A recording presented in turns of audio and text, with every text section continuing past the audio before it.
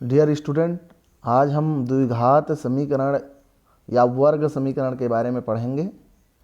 वर्ग समीकरण किसे कहेंगे या द्विघात समीकरण किसे कहेंगे?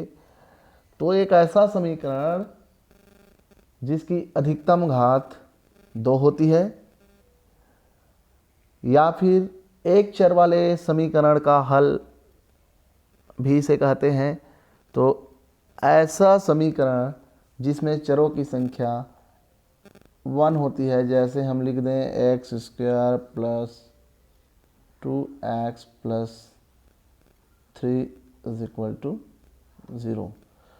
तो इस समीकरण में घात में 2 है और चर 1 है, इसलिए इसे एक चर वाले समीकरण कहा जाता है।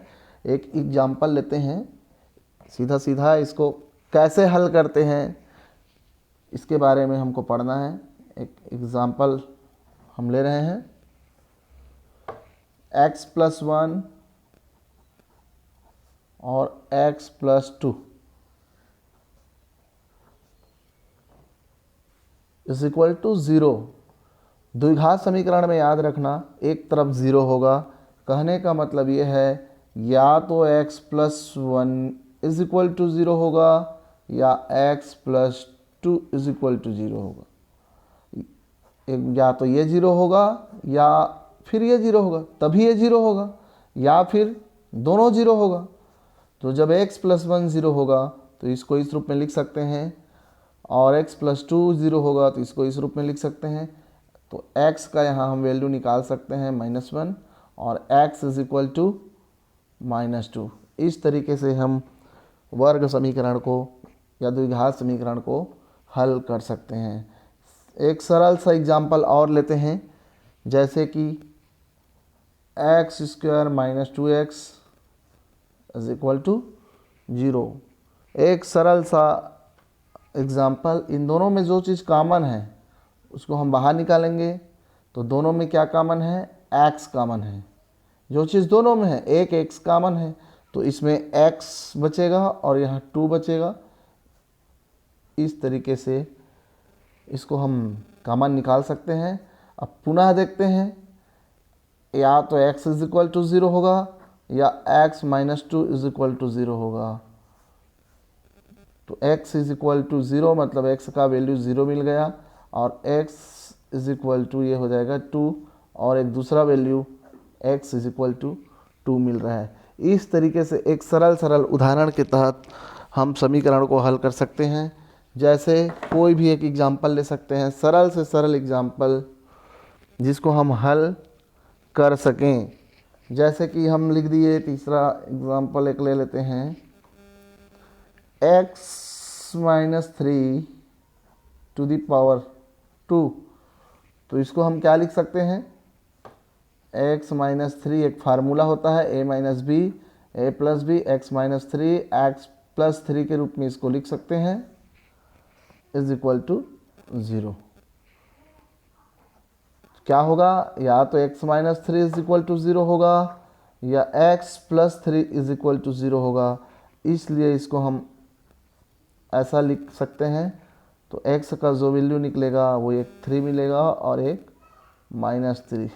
इस तरीके से एक चर वाले समीकरण का हम हल ज्ञात कर सकते हैं। आगे देखते हैं, द्विघात समीकरण के मूल।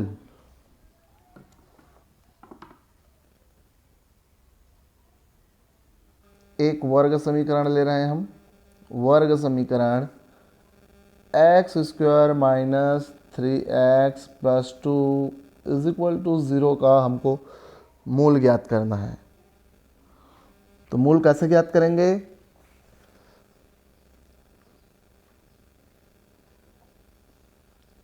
एक्स स्क्वायर माइनस 3 को हम क्या लिख सकते हैं?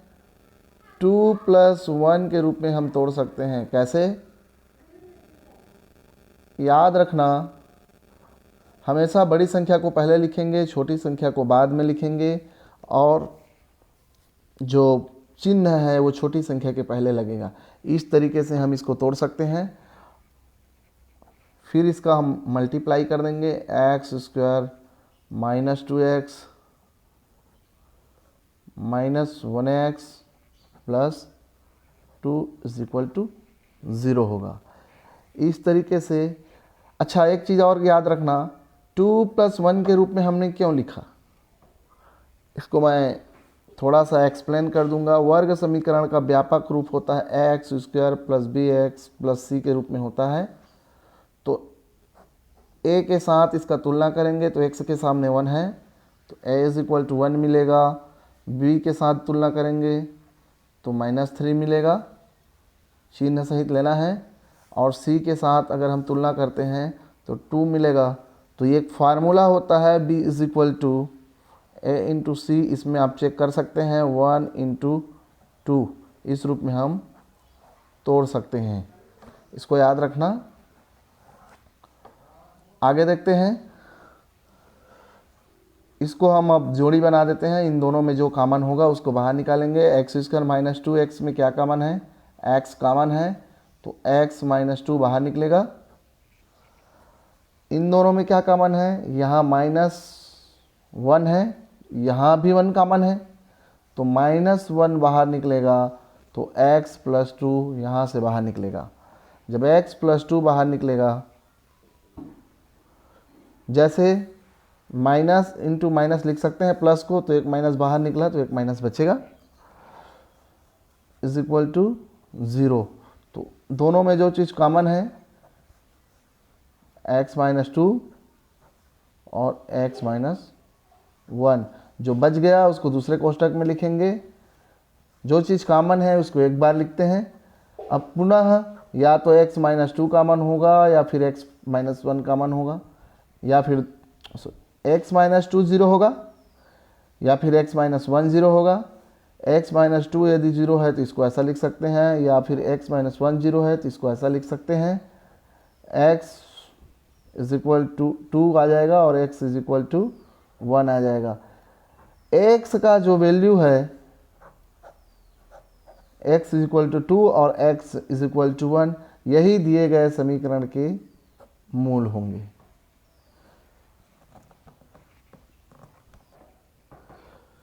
क्या x इज इक्वल टू 1 और x इज इक्वल टू -1 पर दिए गए समीकरण के मूल ज्ञात करना है। x इज इक्वल टू 1 और x square minus x plus 1 is equal to 0 का मूल ज्ञात करना है। हमको जांचना है कि क्या x इज इक्वल टू 1 और x इज इक्वल टू -1 पर दिए गए वर्ग समीकरण के मूल हैं कि नहीं हैं। तो हल कैसे करेंगे इसको, हम सबसे पहले मान कर चलेंगे x इज इक्वल टू 1 लेंगे। जब x इज इक्वल टू 1 लेंगे तो दिए गए इस वर्ग समीकरण में इस मान को हम रखेंगे। जहाँ जहाँ x है वहाँ हमने इस मान को रखा, इज इक्वल टू 0 मिलेगा। यदि यह वैल्यू x का जो मान है 1, वह दिए गए वर्ग समीकरण को 0 के बराबर कर देता है, तो यह वर्ग समीकरण का मूल कहलाएगा। ये 0 के बराबर नहीं हो रहा है, यहाँ 1 आ जा रहा है। 1 इज़ नॉट इक्वल टू 0, इसलिए x इज इक्वल टू 1 दिए गए समीकरण का मूल नहीं है। वैसे ही दूसरा चेक कर सकते हैं, x इज इक्वल टू -1 लेने पर, x इज इक्वल टू -1 लेने पर हम क्या कर सकते हैं, -1 square -1 plus 1 is equal to 0 मान रख कर देखते हैं। -1 ये 1 हो गया, ये माइनस माइनस +1 हो गया, ये भी +1 हो गया, इज इक्वल टू 0। हल करके देखेंगे 3 इज इक्वल टू 0, अर्थात यहाँ भी 3 आ गया, 0 के बराबर नहीं आया। कहने का मतलब 3 इज़ नॉट इक्वल टू 0। अतः x इज इक्वल टू -1, यह भी दिए गए वर्ग समीकरण के मूल नहीं होंगे।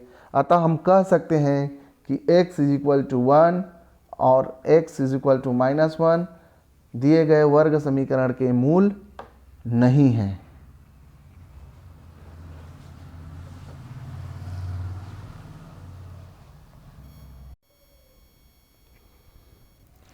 आगे देखते हैं, गुणनखंड विधि से वर्ग समीकरण का मूल ज्ञात करना या हल प्राप्त करना। एक एग्जाम्पल लेते हैं, बहुत ही आसान सा सवाल। X square -20 square is equal to 0। इसका हल कैसे प्राप्त करेंगे? तो एक फार्मूला होता है a square minus b square is equal to, ये हो जाएगा a minus b a plus b. A की जगह 20, इसको हम लिख सकते हैं, क्या लिख सकते हैं? x माइनस 20 x प्लस 20 इस रूप में हम लिख सकते हैं इज इक्वल टू 0। तुलना करेंगे इस फार्मूला से, इस रूप में है, उसको इस रूप में हमने लिखा है, तो क्या हो जाएगा? x minus 20 x plus 20 is equal to 0 है, तो x minus 20 is equal to या तो 0 होगा या x plus 20 is equal to या तो 0 होगा। तो x इज इक्वल टू ये हो जाएगा 20 और x इज इक्वल टू ये हो जाएगा -20। ये x का जो वैल्यू है वो दिए गए समीकरण का हल होगा या दिए गए समीकरण का मूल कह सकते हैं। इस तरीके से हम एक और एग्जाम्पल ले सकते हैं। आसान सा एकदम सरल एग्जाम्पल से हम प्रश्नों को हल करना सीखेंगे। X square minus 4x plus 4 is equal to 0 दिया गया है, तो इसका हल कैसे प्राप्त करेंगे हमको देखना है। हल कैसे प्राप्त होगा? सबसे पहले इस 4 को हमको तोड़ना है। एक्स स्क्वायर, तो 4 को मैं क्या लिख सकता हूँ? 2 प्लस 2 के रूप में लिख सकता हूँ। 4 इज इक्वल टू 0। तो क्या हो जाएगा ये? एक्स स्क्वायर 2 इंटू एक्स और माइनस का गुणा -2x minus plus -2x plus 4 is equal to 0 होगा। इन दोनों का हम पुनः कॉमन निकालेंगे। एक्स स्क्वायर माइनस 2x में 1x कॉमन है, माइनस 2x माइनस 2 यहाँ भी होगा। अब x माइनस 2 दोनों में कॉमन है, x माइनस 2 दोनों में कॉमन है, तो x माइनस 2 को हम बाहर निकालेंगे, तो x माइनस 2 यहाँ बच रहा है। फिर वही काम करना है, x minus 2 is equal to या तो 0 होगा, x minus 2 is equal to 0 होगा। तो x के दो value x is equal to प्राप्त हुए, यही समीकरण का हल है। वर्ग समीकरण को पूर्ण वर्ग बनाकर हल करना।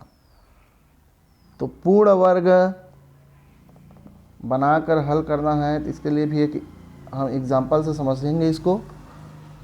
X square minus 6x plus 5 is equal to 0 एक वर्ग समीकरण है। इसको हम पूर्ण वर्ग विधि से हल करेंगे। तो सबसे पहले क्या करना पड़ेगा हमको? सबसे पहले हम जानते हैं एक फार्मूला है minus b to the power 2 is equal to a square minus 2ab plus b square होगा। यहाँ तुलना करेंगे, a की जगह x है, यहाँ 2a की जगह x है और b की जगह क्या होना चाहिए, इसको हम देखेंगे। तो इस वर्ग समीकरण को हम क्या लिख सकते हैं? X square minus 2 into x, 2 मिल गया, a मिल गया, तो इस 6x में x में क्या बच गया? 2 लिख दिए, x लिख दिए, तो 3, तभी 3 इंटू 2 इज इक्वल टू 6 होगा। तो इसको 6 को हमने लिखा है 2 इंटू 3 और x को भी लिख दिया, अर्थात इस रूप में हमने लिख दिया 2x और b के जगह 3 हमको मिल रहा है, प्लस 5 इज इक्वल टू 0। अगले लाइन में हम क्या करेंगे, x square minus 2 into x into 3 is equal to -5 को इधर ले आ रहे हैं। अब इस 3 को हम वर्ग बनाएंगे तभी इस रूप में आएगा, बी स्क्वायर के रूप में इस 3 को हमको बनाना है। तो कैसे लिखेंगे, दोनों पक्षों में 3 के वर्ग का योग करना है। 2x के गुणांक, यहाँ पर 2x के गुणांक जो भी होगा, जैसे यहाँ 3 है तो इस 3 के वर्ग को दोनों पक्षों में जोड़ेंगे। कैसे, x square minus 2 into x into 3 plus जो गुणांक होगा उसके वर्ग को दोनों पक्षों में जोड़ेंगे ऐसा। फिर इसको हल करना है।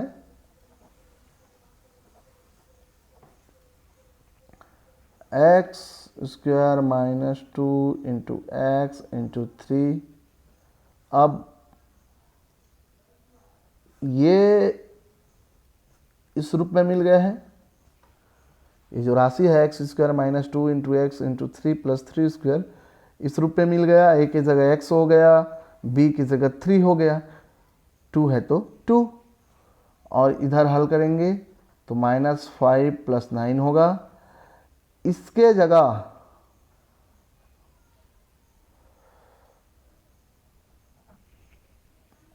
इज इक्वल टू ये हो जाएगा -5 प्लस 9 इज इक्वल टू 4। 9 में 5 घटाना है तो ये बचेगा 4। अब इसको हम इस रूप में लिख लेते हैं, ऐसा है तो इस रूप में हम लिख सकते हैं। तो क्या होगा, a की जगह x लिखेंगे और b की जगह 3 लिखेंगे, पूरे का घात 2, इस तरीके से हम लिख सकते हैं। ठीक है, अब इधर से वर्ग हटाएंगे तो इधर वर्गमूल लगेगा।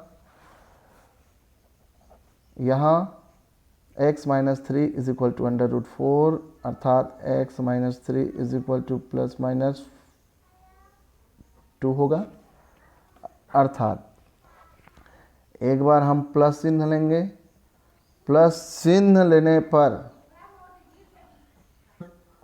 ये हो जाएगा x minus 3 is equal to 2, लेने पर x minus 3 is equal to -2 होगा। इसको सॉल्व करेंगे तो x is equal to 2 plus 3, x is equal to 5 मिला। और यहाँ क्या होगा, x is equal to -2 plus 3 होगा तो x इज इक्वल टू यहाँ 1 मिला। इस तरीके से हम एक पूर्ण वर्ग बनाकर दिए गए वर्ग समीकरण का हल प्राप्त कर सकते हैं। एक बार अच्छे से समझ लेना, याद रखना a माइनस बी स्क्वायर इस रूप में हमको इस वर्ग समीकरण को बनाना है, और फिर उसको इस रूप में ला के प्लस चिन्ह और माइनस चिन्ह लेकर अलग अलग इसको हल करेंगे तो हमको वर्ग समीकरण का हल प्राप्त होगा। ऐसे प्रश्नों को हम कैसे हल करते हैं, तो हम मान कर चलते हैं कि ये जो वैल्यू दिया गया है, ये जो राशि दी गई है x इज इक्वल टू, हम इसको मान लेते हैं, इसको हम x मानते हैं, पूरी इस राशि को इसको हम x मान लेते हैं। तो एक बात याद रखना कि पहली संख्या को छोड़कर बाकी का जो राशि है इधर √6 plus √6 plus √6 plus up to इसके जगह हमको x लिखना है, x पहली संख्या को छोड़कर, क्योंकि ऐसे ही बहुत सारा है तो एक संख्या को छोड़कर हम बाकी के जगह हम क्या लिखेंगे, x लिखेंगे। तो याद रखना क्या होगा ये, अगर हम x इज इक्वल टू, पहली राशि को छोड़ देते हैं तो यहाँ 6 लिखेंगे, प्लस इसके जगह क्या लिखेंगे, इसके जगह भी हम x लिखेंगे। यहाँ से और इधर निकाल सकते हो √6 ऐसे बहुत सारा, तो इसके जगह हमको x लेना है। इस बात को याद रखना, पहली संख्या को छोड़कर बाकी सबको x मानना है। तो हम माने हैं x इज इक्वल टू इतना, तो पहली संख्या को छोड़ के बाकी की जगह हम x लिख सकते हैं क्योंकि ये अनंत बार है।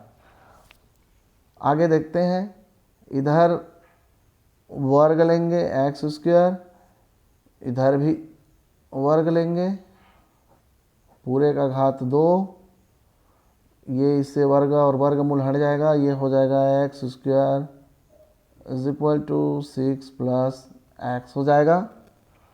इसको हल करेंगे तो x² minus x minus 6 is equal to 0 हो जाएगा। अब इस x को मैं क्या लिख सकता हूँ, अगर दो संख्या में तोड़ूँ तो x² क्या लिख सकता हूँ, इससे तुलना करेंगे ax² plus bx plus c से तुलना करेंगे तो a की जगह क्या है 1 मिलेगा, b के जगह भी -1 मिलेगा, यहाँ 1 है, और c के जगह -6 मिलेगा।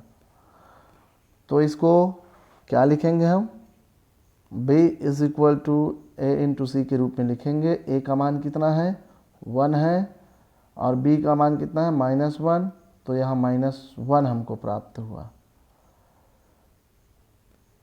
तो इसको हम क्या लिख सकते हैं, हटाएंगे तो 1 आ रहा है। इस तरीके से हमको पता करना है, तो क्या होगा -2 इंटू 3 के रूप में हम इसको लिख सकते हैं, ताकि दोनों का गुणा करो तो 6 से आए और दोनों को घटाएंगे तो 1 आना चाहिए। अर्थात जब भी लिखेंगे बड़ी संख्या को पहले लिखेंगे, छोटी संख्या को बाद में लिखेंगे, और माइनस का जो चिन्ह होगा उसको छोटी संख्या से पहले लगाएंगे, x को बाहर लिखेंगे कोष्ठक से, और जो भी मान होगा उसको कोष्ठक में लिखेंगे। उसके बाद इसको हम हल करेंगे तो आसानी होगी। x² -3 इंटू एक्स, ये -3x होगा, x का भी गुणा और माइनस का भी गुणा। अब यहाँ आ जाओ, minus minus plus 2x -6 is equal to 0 होगा।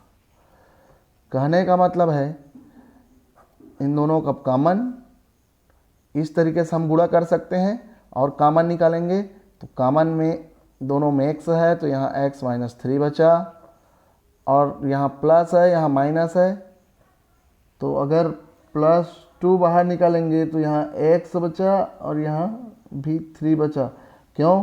क्योंकि 6 को हम 2 इंटू 3 लिख सकते हैं, 2 बाहर निकलेगा तो 3 बचेगा।